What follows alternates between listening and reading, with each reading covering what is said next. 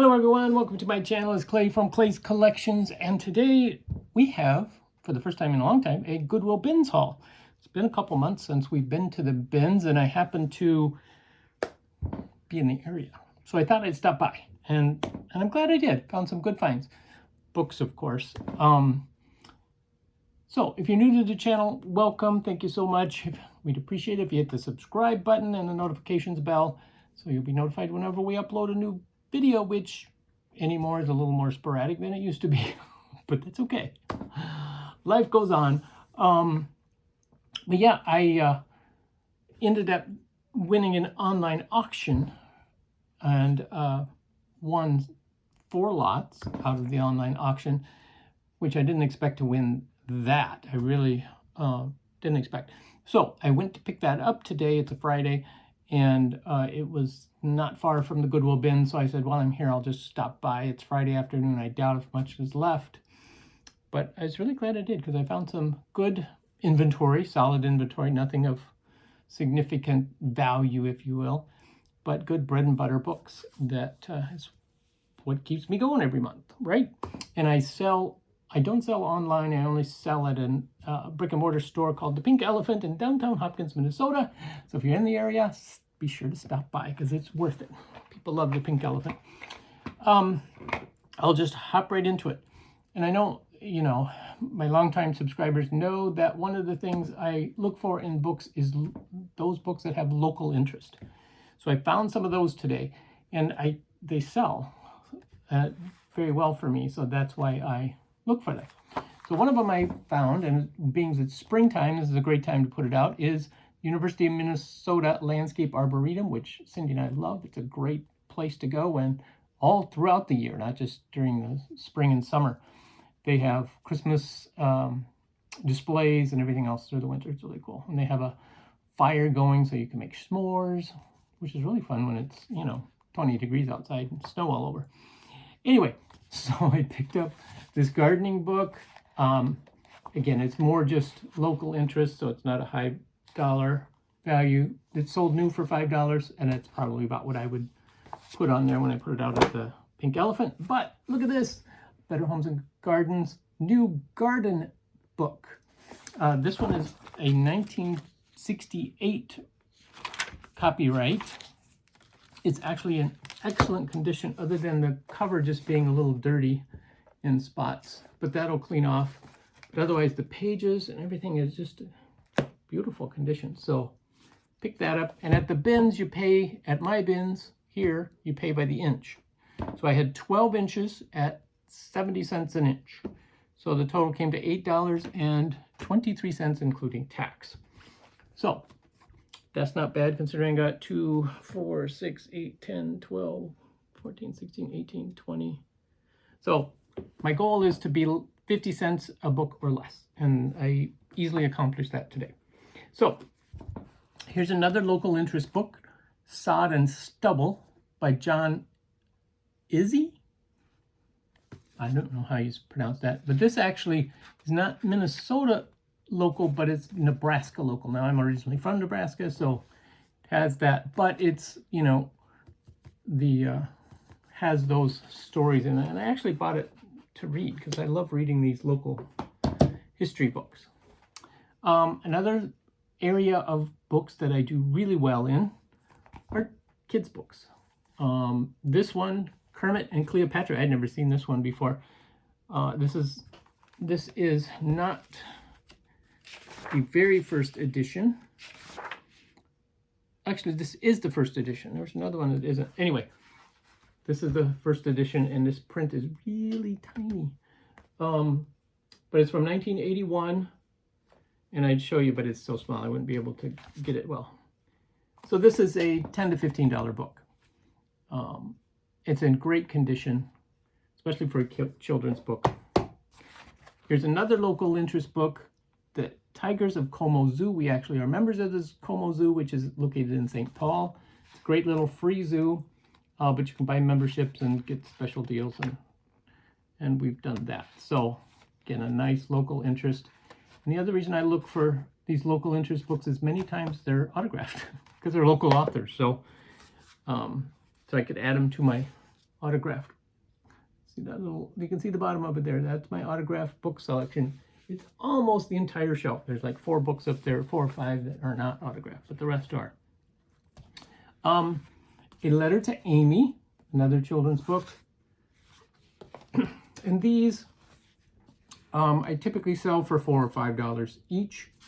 Considering I'm paying less than 50 cents, it's a great return on the money, 10 times the money. I found 2 Doonesbury books. So again, I have a comedy, fun section, humor section of books. So I like keeping that stock because I do sell quite a bit of those. And Ziggy was another one. Ziggy sells well still. You don't find too many of his things around, but I do, and I always sell them when I find them. So found a little Ziggy book. All right. Let's see. Let me organize a few of these other things. All right. So another children's book is The Talking Cat. This one actually has its dust jacket, which is pretty amazing. The dust jacket's actually in good condition. It's got a few minor tears, and it's got a missing section right there in front. But considering this book is, I believe, from 1952, if I remember right. Yep, 1952. That's pretty amazing. That's a good deal. Again, it's not worth a lot, $5 to $10 in this condition. So that's good. Another local interest, the Minnesota Pickle. The history of the M.A. Gedney Company. I actually had never heard of Gedney's, but I'm not originally from Minnesota, so it's not surprising. But again, a nice local interest book that I can put like $5 on. Another children's book, Katie and the Big Snow. The other thing I do well is these vintage paperbacks of major titles or authors. This is The Jungle by Upton Sinclair, and I like to find paperbacks where they're not, bent and you have the creases down the spine. And this one doesn't. It's actually in really nice condition given the age. This one is from 1963. This is the 5th printing. So that's a good find. Oh, before I finish out the books, I want to give you a glimpse of some of the items that I got at the bins. Not at the bins, at the auction. So what it was it was an estate sale, online auction for different items, and apparently they were a miniature perfume bottle collector, because I don't even know how many bottles I got, but let's just say a lot. So once Cindy gets home today, we're excited to go through them. I just picked a small selection so you guys could kind of see what they are. But once we go through them, we'll count them, inventory them, and all that. So then I'll report. I'm going to do another video on just the perfume bottle, so you guys will be able to see it. And my goal here was to try to keep the cost around $1 a bottle. Now I succeeded and actually got them for less than $1 a bottle, because even basically common perfumes would be, I could sell for $5 to $10 at the Pink Elephant, because most of these still have the perfume in them. Some are empty, and those, I'll sell for $1, $2, $3, something like that, unless it's a really decorative bottle. But yeah, so there's like this one. There's a lot of designer bottles. This one is Givenchy. There's 2 of these. These are worth about $20 to $25 a bottle. Both of them are full. So I paid a total of $128, including commission and all of that kind of stuff that they add on to auctions nowadays. But like I say, I'm sure I got over 100 bottles. So, but I haven't counted. This one was fun. It's got a mink top. It's real mink fur on the top of this. This one again is a $15 bottle. Yep, and it's got perfume in it. This one's BB. Love this bottle. Just the shape of it. People collect them just for the shape without consideration of the perfume itself. Here's another one. Most of these, by the way, and this is the main reason I went for them, because most of these are made in France. And And I could tell that from the pictures of the bottles they were showing. And that's always better to find perfumes made in France than those made in the US or other areas. People collect the French ones, but I love that little lily bottle. This was the most ornate bottle. Has a picture of like a Victorian woman in it. It's metal filigree, nothing fancy. It's not silver. And these are plastic stones. So this was one you can actually set this way, or with the stones you could set it down this way and even use the top for more if you wanted. But again, not an expensive bottle of perfume, and they did have some sterling silver perfume bottles, but I didn't win that auction because I wasn't willing to spend a whole lot. There are also a number of boxes of, unopened perfume that are still in original boxes. And this, I've never seen these before. These are perfume tablets. Now, these were put out by Imperial Linens. This is a 3-box set. Now, they're not worth a lot. This set is probably around $10 to $15, but just a unique item. And then this is another French perfume. This is another $20 bottle of perfume, and it's full. So, just with those I've shown you, I've got my $128 back. And that's kind of my goal, is to have a small sampling that would pay for all of my things. Okay, back to the bins haul. Sorry for the little interlude. I shouldn't say sorry. That's an anticipatory interlude, because that's going to make you want to watch the full video once we get it done here in the next week or so of the whole collection. Anyway, so I was really surprised to find a Nancy Drew at the bins, because usually these get snapped up right away. But when I was checking out, the lady ahead of me happened to notice that I found a Nancy Drew, and she goes, "Oh, I found a couple too." And I've seen her before. She's a regular at the bins. And so we started talking, and she ended up giving me the 2 that she found. So I actually got 3 Nancy Drews, all by the same person, because she has her name in the label. So, and a lot of the books in the bins had her name or labels in them.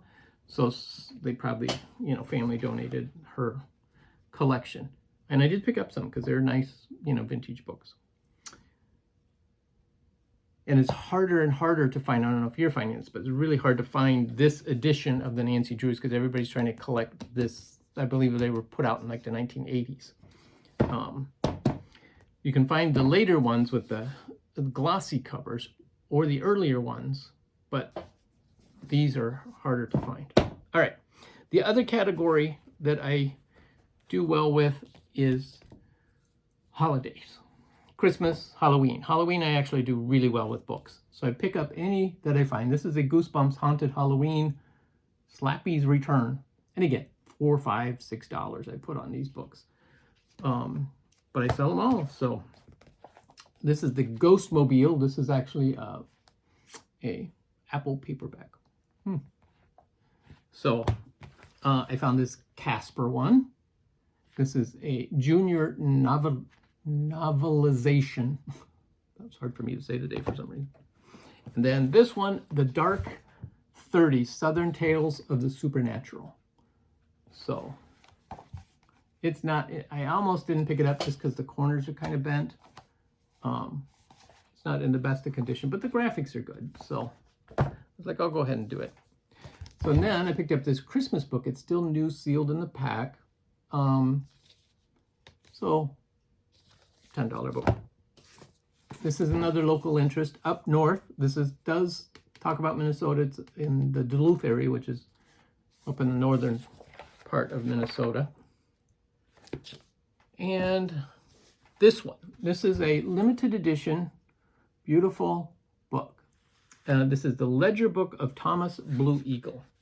It's a Sioux Indian. And one of the reasons I picked it up, number one, the cover is awesome. Number two, look at that marbleized paper. That always tells you that it's a specialized edition, even if it's a newer book, because these papers are more expensive than the plain white ones. So once I saw that, I'm like, I'm getting it, because number one, I'm probably paying less than a quarter for it, given its size. Now, the other interesting thing is this doesn't have a title page in the front. The title page is in the back. with all of the pertinent publishing details. And biographical information. So, but it's just a beautifully illustrated Native American book. 1995 Christopher Awards. So this is not the first edition. They did publish it again like 2 years after its original publication. So if you get the first edition, it's worth quite a bit more. Because again, the first edition was very limited in its production. Then they reprinted it due to popularity. All right, and then I also, my last book, I found this one, the original White House Cookbook. This is the 1990, I believe, 1999 version. 1999 edition, yep. So they reprinted the original version rather than re-editing it. They came out with it exactly as it was in the 1887 edition, which was the first edition. And this one is a nice book, again, $10 book. But cookbooks sell well, and I'm getting low on my cookbook inventory. So I was looking for more good cookbooks. And that's what we have for this week's haul. I'm pretty excited. So yeah, so watch for our next video coming up. Perfume bottles galore. And hopefully I can convince Cindy to join me in that one. We'll see. Catch you next time.